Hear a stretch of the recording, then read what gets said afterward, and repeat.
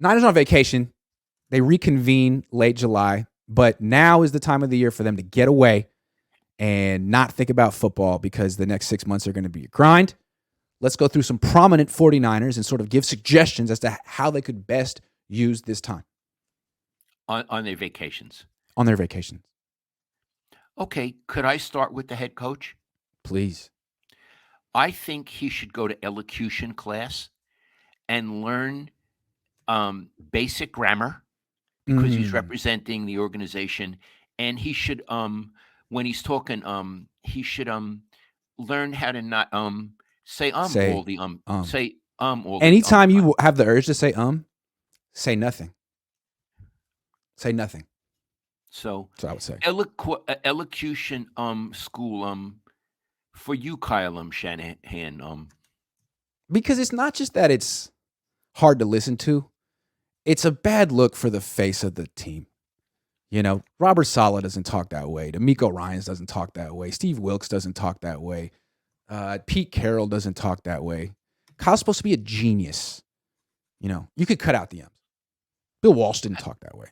No, Bill Walsh. It's interesting.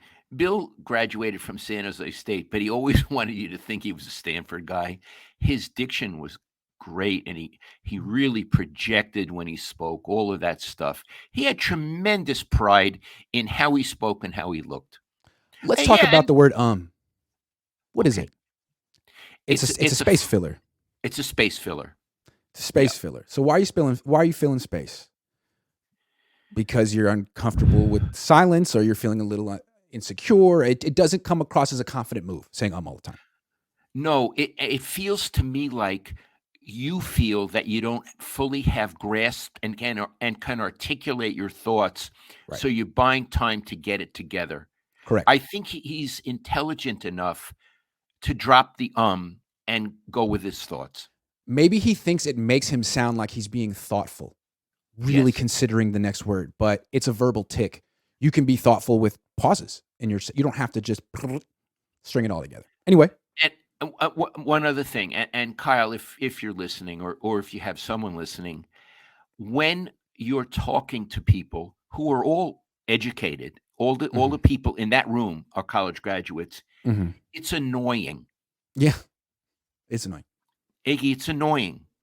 It starts off as annoying, and then it becomes humorous because now we're like counting. Up, it's a game. Up. Hit 100 in 5 minutes. Wow. Sorry. It's okay. That's Kyle Shanahan. Let's go to Brian Griese. Oh, you want to do Brian Griese, or yeah. You want me to? Well, you could do Brian Griese. Why don't you do Brian Griese? Okay. A few shows ago, Grant and I started talking about the quarterback room because, like John Lynch talks about the quarterback room. We have the best quarterback room in the league and all that. We feel that Brian Griese, the quarterback coach, needs to refurbish the quarterback room because now it's famous. So what I would say is, now that no one's using it, take out all the furniture. And I think he should sand the walls and paint them. I think, I would say not white, but sort of like brighten it up. Brighten it up. Brighten it up. Yeah. Put nice art on the walls. I don't. Art makes a difference. Art makes a difference. You know what else? A nice indoor plant. I think a room without art and plants really feels like a dorm room. You got to bring some life into it, some culture. Yeah, I think so. Yeah, and I think maybe some art projects. And so, because whenever I would go into a new class as a child, there would be sort of art projects from the year before, and it would be a message, a subliminal message from the teacher to the students, like, "Hey, we have fun here too. Okay, it's not all tests and homework. We do crafts and games, and that would make me feel good as a student." I understand. It's a safe place. They could do finger painting, or they I could love get finger painting. Toothpicks and glue and make little things. Yeah. I bet Sam Darnold can make a nice little house. And what I want to say is maybe new furniture, sort of a nice couch.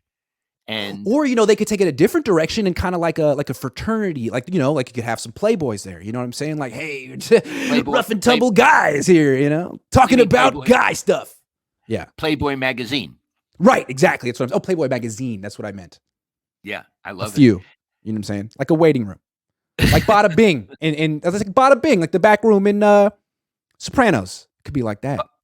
And also he needs to repaint the door going in, and I think he Yeah. should have a silhouette of Joe Montana throwing the ball in the catch. Oh, that sounds nice. That sounds really Yeah, nice. so you walk in, you remember this is the greatest.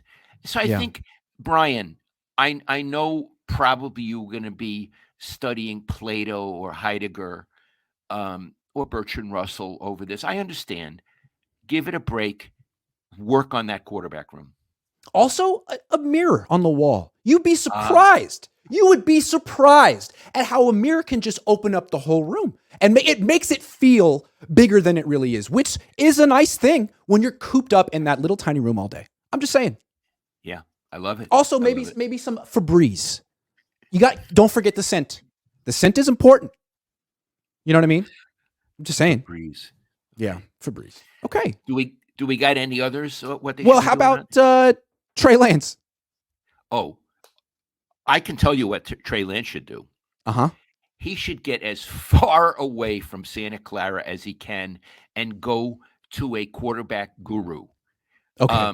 Someone who can actually study film with him and study his motion and his hips and his legs. I would say he should maybe go to Saskatchewan or maybe to England, somewhere as far away from Santa Clara as he can go. So what does that mean the Niners do in the quarterback room with Brian Greasy? They probably watch film and take naps. Do you think they watch film of Brian Greasy's career? He's like, all right, here, this was me in 2003. This was a tough game, but watch what I do. Yeah. I don't know. I'm sure, Iggy. Okay, here I am in 2005. Big game for me. Let's watch this and watch how I break this down. I would love that. Anyway. Yeah, I got felt, okay, let's go. What do you feel? How'd you feel? I just thought when he was in the league, Brian Greasy, I was delightfully unaware of him. Well put. Okay, Brock Purdy. Oh, I'm going to say something. This is Mariucci.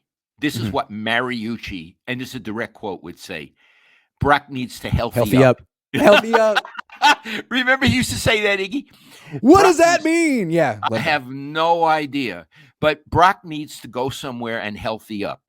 Yeah. That's what he needs to do. That's what he needs to do. I like it. Yeah. Healthy up, partner. Yeah. All right. I heard Mariucci say that so many times. Healthy up. How about Debo? Okay, I think Debo needs to go to one of these places that's very expensive, and it has a gate around it, and only very rich people go. They put you on a certain number of calories a day. There's no ice cream. Oh, it's messed up. No wine. No Skittles. No bread. No Skittles. No bread. Oof. No butter. Eesh. And he has to run a certain amount of laps and all that kind of stuff. And that's where he should go. Yeesh. What do you think? That's got to work. How about just go to the hill? Go to Jerry Rice's hill and run that.